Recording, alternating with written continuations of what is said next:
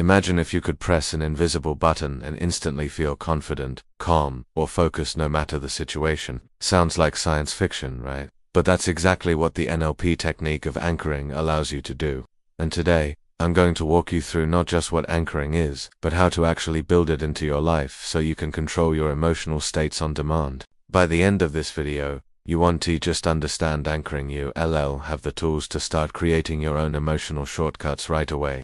Part 1. The power of anchors. Anchoring is about associating a trigger with an emotional state. You already have anchors, you just haven't noticed them. A song comes on, and suddenly you're 16 again. The smell of coffee makes you feel awake before the first sip. A certain tone of voice from your boss makes your stomach drop. Those are all anchors. The key difference is this: most anchors are accidental. NLP teaches you to create them on purpose. Part 2. Why anchoring works. Your brain works like a filing system. Every strong emotional experience gets filed along with sensory details, what you saw, heard, smelled, or touched at that moment.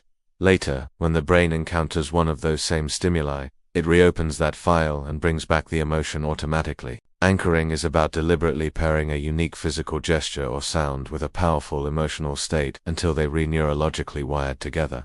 Part 3. Step-by-step guide to creating an anchor. Choose your state. What do you want on demand? Confidence.com. Motivation. Focus. Pick one. Recall a powerful memory. Think of a time when you felt that state at maximum intensity. For example, if you want confidence, relive the time you crushed an interview, nailed a presentation, or stood up for yourself.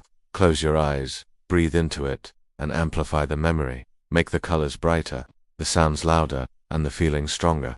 Add the anchor. At the peak of that emotion, do something unique and repeatable. Squeeze your thumb and forefinger together. Touch your heart, press your knuckle, or even say a unique word. This becomes your button. Repeat and stack memories. Do this with 3 to 5 different memories of the same emotion. Each time fire the same physical gesture at the emotional peak. This builds a stronger, layered anchor. Test it. Once you've reinforced it, break state. Think of something random like brushing your teeth, then fire the anchor. If you did it right, that emotion will flood back in. Part 4. Everyday uses of anchoring. Confidence before an interview. Fire your anchor right before walking in the door. Calm during stress. Use your anchor before delivering bad news or entering conflict. Motivation to work out. Fire an energy anchor before hitting the gym. Focus and study. Work. Use a concentration anchor to cut out distractions.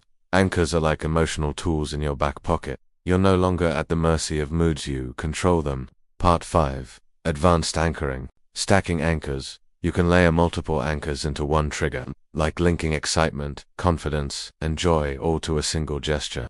Chaining anchors. You can use one anchor to shift a negative state into a positive one. For example, fire a calming anchor when anxious, then immediately switch to a confidence anchor. Over time, the brain learns to shift automatically. Anchoring others. Once you understand your own anchors, you can subtly set them in others by linking your gestures, words, or tone of voice to emotions they feel when around you. Leaders, speakers, and even advertisers use this constantly. Part 6. Warnings. Anchoring is powerful, but it's not magic. You still need repetition and emotional intensity, and always use it ethically. Anchors can manipulate, but the best use is to empower yourself and lift others. Final thoughts. Anchoring gives you emotional control on demand.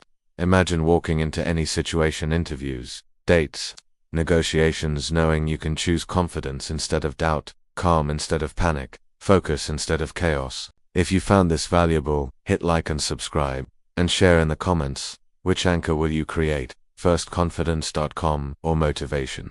Stay tuned, because next we'll cover framing. The tool that doesn't just change how you feel, it changes how reality itself is perceived.